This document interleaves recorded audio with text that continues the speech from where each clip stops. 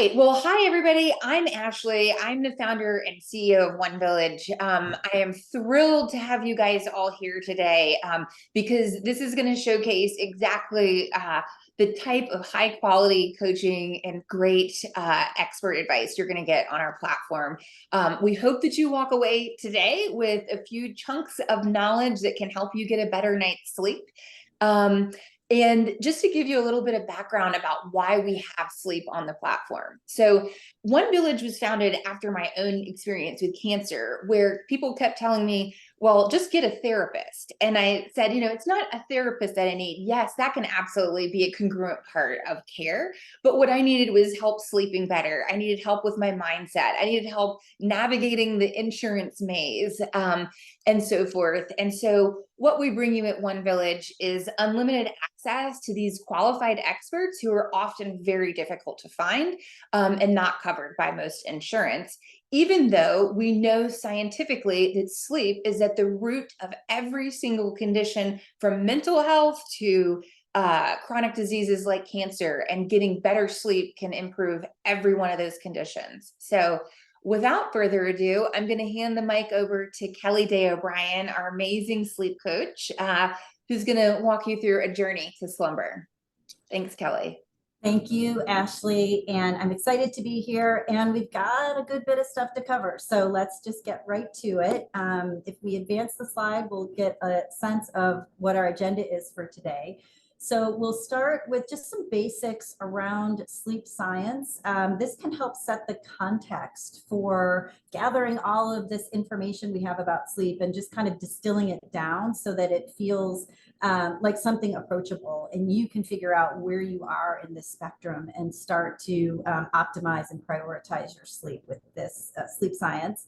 The second thing we'll do is talk through some of the myths around sleep. That's really important because, again, lots of information, but not all of it necessarily spot on. And because sleep science is a relatively new area of study, we're in our toddlerhood, about 3 decades in so far, the information changes really quickly. So we'll do a little bit of myth busting. And then the third component that we'll check in with is like, where do you start? If you've figured out that you want to optimize or prioritize your sleep, what do you need to do to get started with that? So that's what we'll be covering, and let's get to it. Let's advance to, here we go.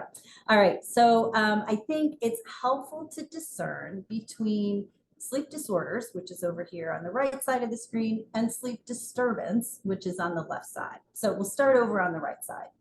Sleep disorders are things like sleep apnea, narcolepsy, restless leg syndrome, chronic insomnia. These are things that we definitely want to connect you to a practitioner for evaluation and treatment.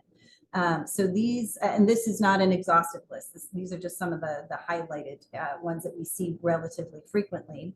And a note about chronic insomnia, that's defined as 3 or more nights of sleep disturbance. So what's happening over on the left side of the screen, that persists for 3 or more months. So kind of the 3-by-3 rule. So again, that's something that might need some intervention. Sometimes it's with therapy, sometimes it's with medication, but those are things that we definitely want to route you to a practitioner for. On the sleep disturbance side, this other side here, these are more things that we can impact with some understanding and some behavior change. So this is really where the coaching piece comes in.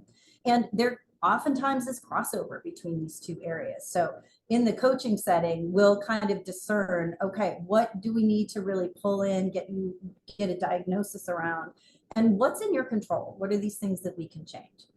And typically we see sleep disturbance show up as challenges with falling asleep. So you get into bed, but sleep does not take hold easily.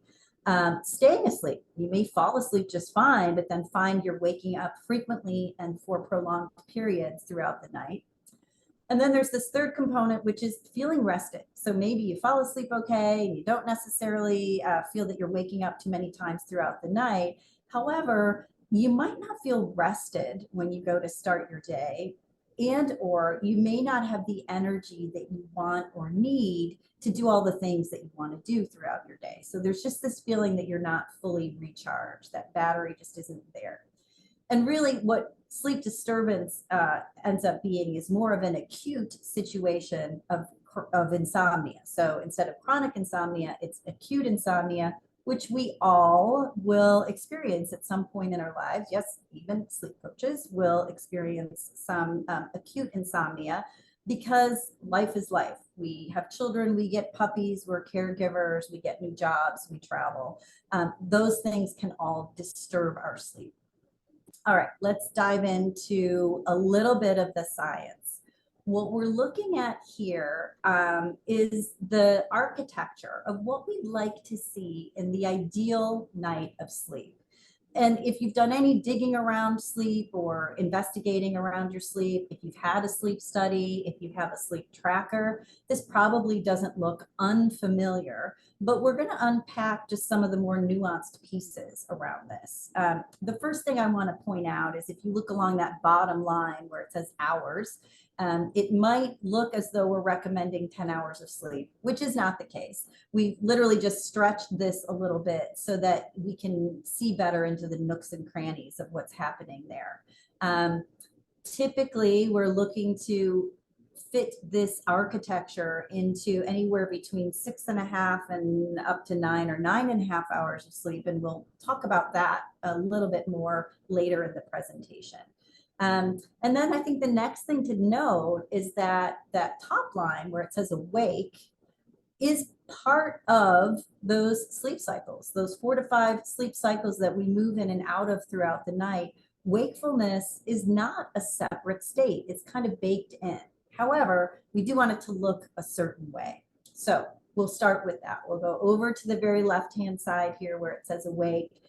And essentially what we want to see is, first of all, that you're getting into bed feeling sleepy, which sounds like a no-brainer, and yet there's nuance here. So sleepy is different from tired. Sleepy is that kind of relaxed state. Think of a baby who's maybe had a bottle or a nice feeding and is nicely cuddled and swaddled and starts to just kind of drift. The lids get heavy and the baby drifts off into a nice night of sleep.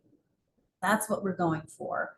Versus tired, which is kind of this, I'm wrung out, completely exhausted, I've hit the wall, but I'm not necessarily relaxed enough to fall asleep. So we want that sleepy state brought into our beds, and anywhere between 5 and up to 30 minutes is typical for that sleep to take hold. And I joke, unless you're my husband, who about 30 seconds, head hits the pillow and he is out. There are folks that don't have any trouble, just like he does. But if you're taking 5 minutes or up to 30 minutes, there's nothing wrong with that. That can be typical for you. Then you notice we start to drop pretty quickly through lighter stages of sleep. And within the first hour, we're grabbing that first wave of deep sleep. So in this case, we're identifying deep sleep as that N3, non-REM stage 3 sleep. And you can see that those waves of deep sleep are happening mostly in the first half of the night. They're front loaded. And what's happening during this deep sleep, this N3 stage of sleep, is a repair, a recharge of our physiology, our muscles, our joints, our organs. They're essentially kind of defragging or powering down and recharging in this deep stage of sleep. So if you're someone who's healing from a surgery or you have an illness, it's really important that we optimize how much time you're spending in deep sleep. We want to make sure that you're gathering all of the benefits of repair in this deep sleep stage. Then as we move through the night, you see we kind of trade off those deep sleep stages for more robust stages of REM sleep. So those are those orange bars that you see more towards the second half of the night. And now REM sleep is its own type of deep sleep, but it's really focused more on our psychology, our cognition. So this is where we're processing all of the information that we've taken in throughout the day, and organizing it and sealing it in and shedding the stuff that isn't important. This often can be happening while we're dreaming, but not necessarily always. And we call this in the sleep world, sometimes we refer to it as overnight therapy because there's so much good processing that can happen here. So again, if you're someone who may be struggling with depression or anxiety or any sort of mood disturbance, really looking at optimizing REM sleep can be super important. And then you'll also notice these little blips of wakefulness across the top. So it's completely normal to pop to the surface of consciousness throughout the night, more frequently in the second half of the night.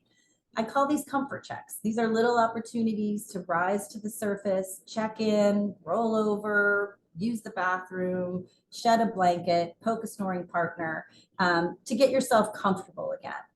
But what's important about these little blips of wakefulness is that they look as similar to how they're laid out here as possible. In other words, rising pretty steeply from a mid-level depth of sleep, hitting the surface, taking care of business, and then dropping right back down and picking up where you left off.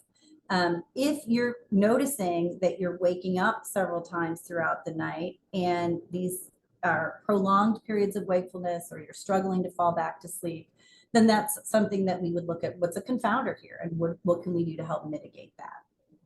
All right, we're ready for a next slide. So what we see down here at the bottom, this circadian clock, this wave represents what we know about our circadian rhythm, which we've heard so much about in regards to our sleep. So there's that little timekeeper in the brain, that suprachiasmatic nucleus, which is like a little clock or timekeeper. And that helps regulate our circadian rhythm. And as you can see, this orange line here, essentially it has this nice gradual build. And then as we hit its peak, hopefully right around our bedtime, once we move into that shaded area, that blue shaded area, which are those sleep cycles we just talked about, our circadian rhythm quiets pretty steeply, goes pretty dormant, and then just will start to gradually rise again. So again, think of it as this nice gradual wave. What's happening up top is equally as important, but isn't necessarily as widely talked about. But again, as we're learning more about sleep, this is becoming more and more of a player. And what we're recognizing is this sleep pressure or homeostatic sleep drive, this wave, this inverted wave up top, has to work in conjunction with our circadian rhythm to create this sleep-wake homeostasis. It's helpful, I think, to think of sleep pressure or sleep drive as sleep hunger. What's your appetite for sleep? So as we move from the left to the right, our hunger for sleep should be at its lowest point when we're going to start our day and should peak right around our bedtime. So think of it as your appetite, before dinner. We want that appetite as robust as possible for you to sit down and enjoy a well-balanced meal. Well, we want the same thing for this sleep hunger so that we can enjoy a well-balanced night of sleep. So you see, as we move into that blue shaded area, that those sleep cycles, that the sleep hunger stays pretty heavy in the first half of the night, which makes sense. It's helping move us in and out of those deeper stages and 3 stages of sleep. And then it starts to slacken or loosen as we move into the second half of the night. And essentially we're burning it off. We're sleeping off that sleep hunger. And again, bringing us to morning when we should feel like we were well rested. When these two systems are well supported, they move together and create this beautiful balance.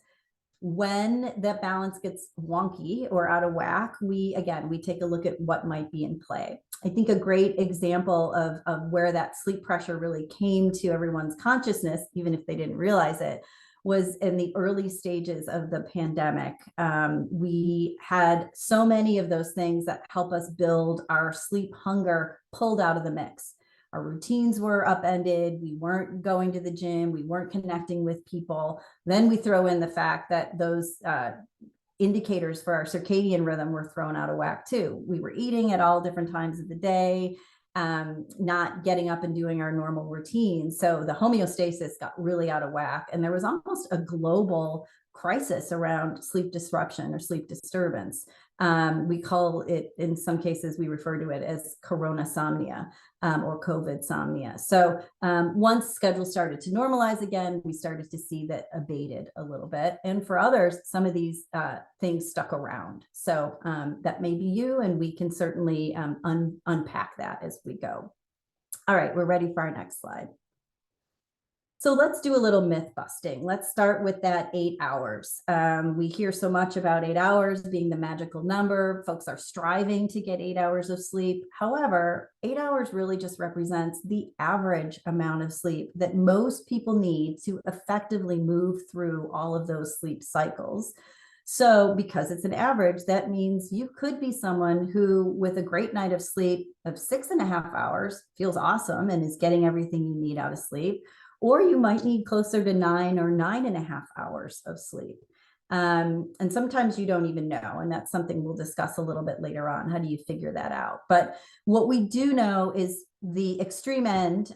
So 6 hours or fewer of sleep on a regular basis is considered sleep deprivation. And you're just not taking advantage of all the repair that sleep can offer. And if you're sleeping consistently 9.5, 10 hours, then there might be something else we need to look at that's driving that. The next myth is that the perfect bedtime is between 10 and 11 p.m. Well, that could be the case if you're what we call a hummingbird, which is someone who's not really a super early bird or a night owl. So that 10 to 11 might fit well for you. But if you're someone who likes to get up and rolling and you're pretty perky at 5 or 5:30 in the morning, depending on your sleep need, how many hours you need, you may need to push that a little bit earlier. And again, if you're a night owl, you might need to push that a little bit later so that you can capture that sense of true sleepiness when you're getting into your bed. So there's a lot of fluctuation there. The next myth is that watching TV before bed is a bad idea. Not necessarily. And there are caveats here. So when you think about TV, it's actually your body is in typically a more restful state. So you're sitting down, you're in your favorite chair on your sofa. You may be connecting with friends or family to watch something communally. So there's that sense of connectedness. Or maybe you're like, this is my one chance to be alone. Everybody leave me be. And you're feeling comfortable with being, kind of flying solo watching TV. Where we get a little bit of trickiness with the TV, the first area is content. So content really matters. We want it to be something that's interesting and engaging, but not activating. We don't want to push you into that fight or flight state that we're trying to actually shift out of, that sympathetic state. So, for some folks, it might be a nature program or something really bucolic on YouTube, or Great British Baking Show is one of my favorites. At the other end, I would say is like the news. So catching up on the news right before bed probably isn't a great idea for just about everybody because it's angst inviting and can be triggering, certainly activating. So content matters. And then place matters, venue matters. So we definitely prefer that the bedroom is reserved for sleep and intimacy only, and that the TV isn't an invited guest in there. So watch your TV in another venue, another space.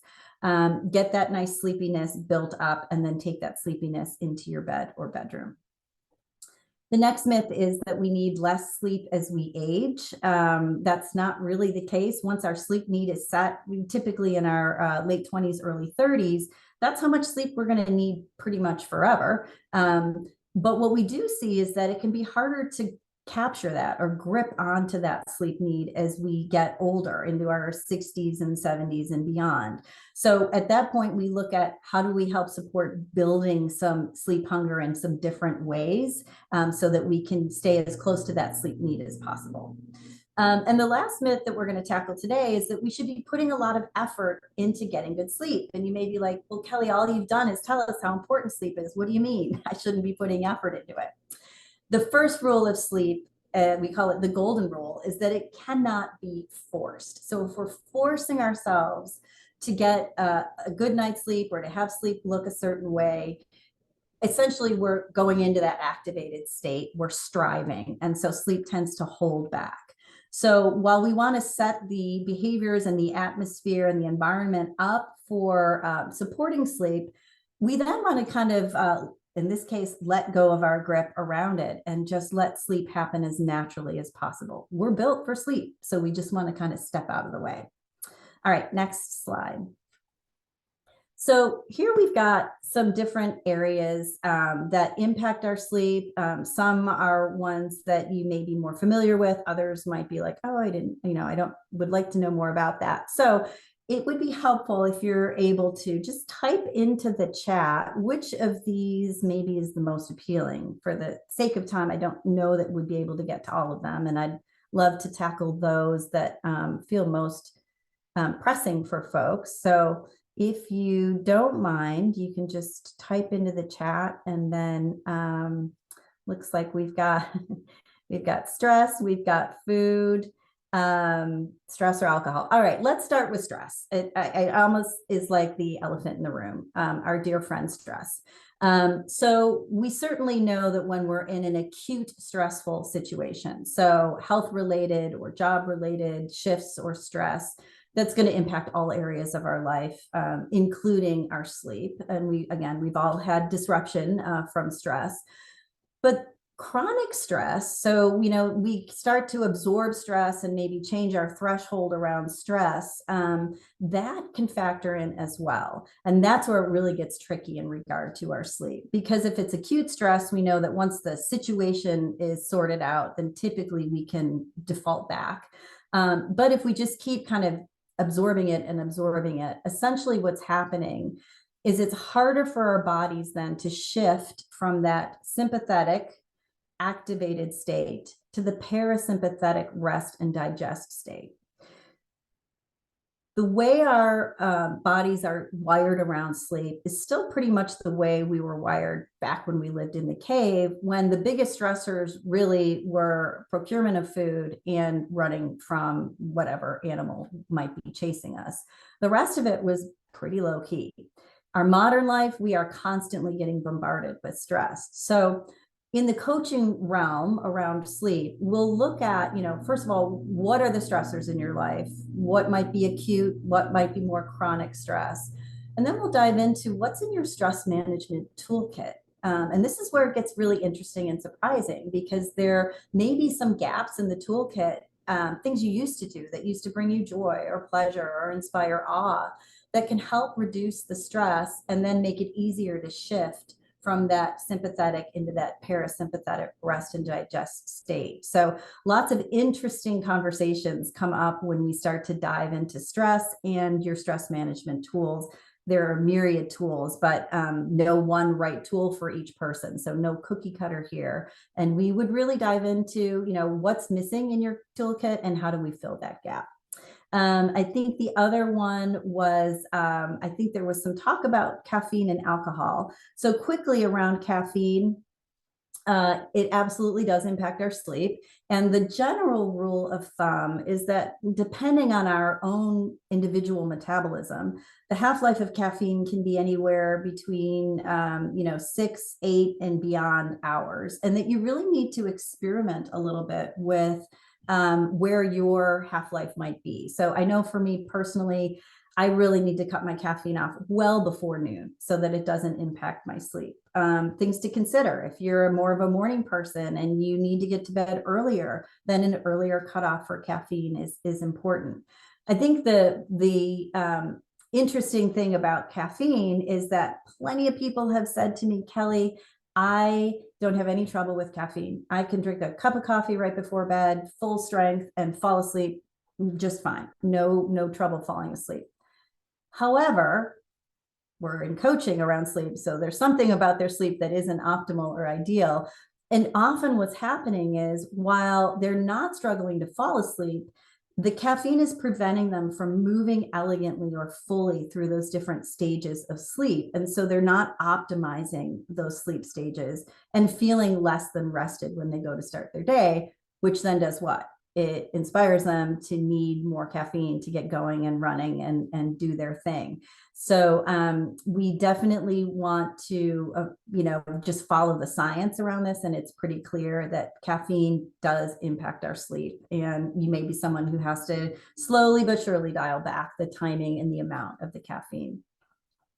Alcohol, another kind of interesting thing about alcohol is it's a sedative. It will help us relax and oftentimes push us into sleep more easily. However, again, where we tend to see the impact of the alcohol is downstream, typically around that point when we're heading into those REM stages of sleep. Now we're hitting the point of the dehydration. The sugar has really hit our system, so our body is trying to manage those glucose levels, etc.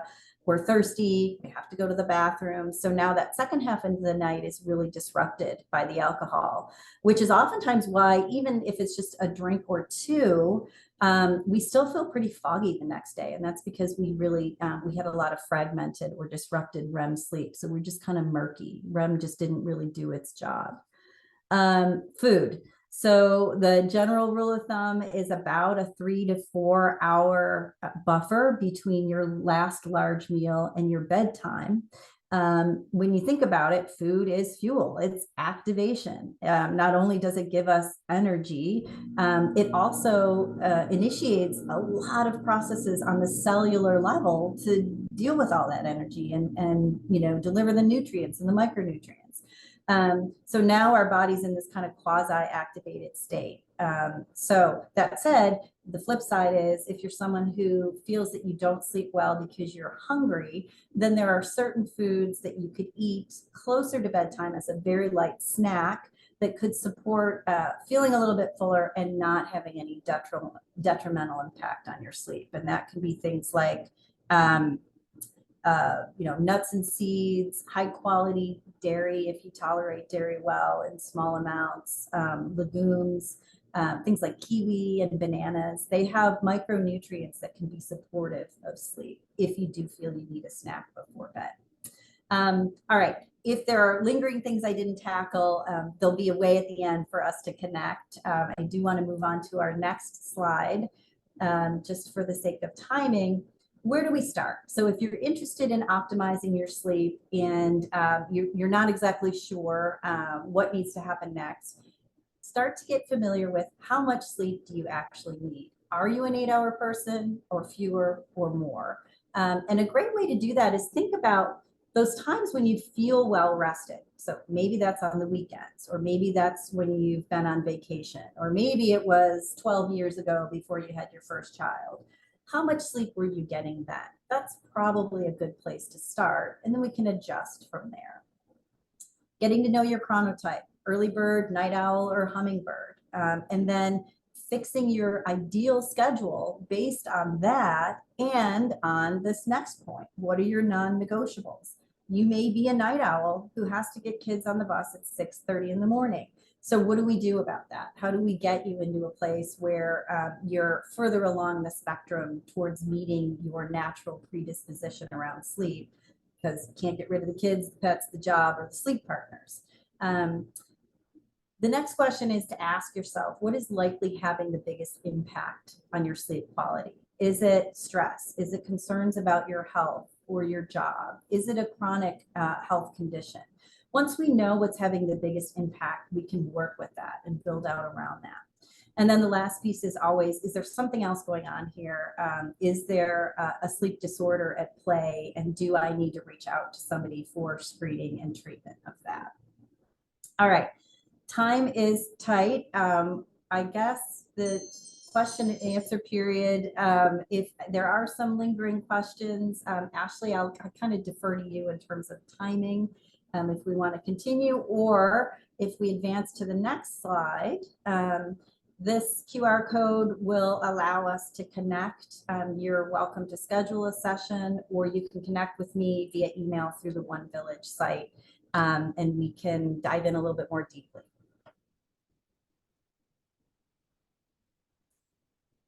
Ashley, you're muted. Thanks. So, yes, everyone should don't walk, run and book your session with Kelly. She's amazing. I am actually sleeping so much better thanks to her presentation that she did for our team a couple weeks ago. So, thank you, Kelly. And yeah, if you're okay to stick around, we can hang out for a minute or two if people want to ask questions. But otherwise, take a look at the QR code or head to the site and book Kelly at onevillage.io. So back over to you, Kelly. Lindsay, any questions from the chat or that you wanted to throw out? Yeah, I'm not seeing any in the chat, but feel free to put them in there if you have any lingering ones. We had a couple come in ahead of time. So Kelly, I'm curious, what is the best sleep tracker? Great one.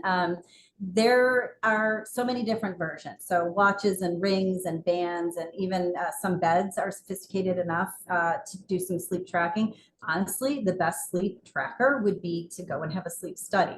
If we paired, if we compared any two trackers, we're going to get varied information around your sleep.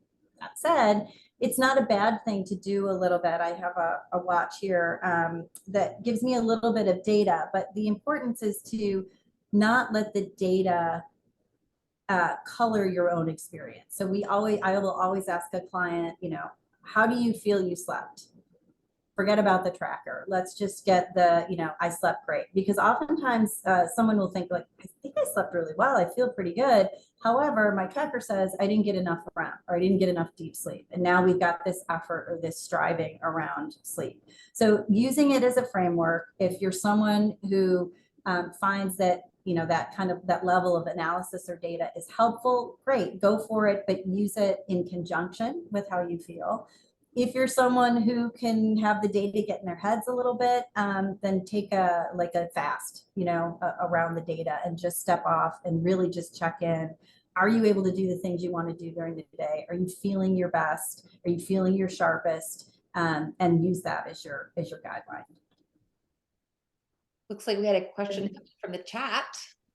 So it says, what are your thoughts on supplements, melatonin and such, or medications like hydroxyzine and trazodone as short-term solutions?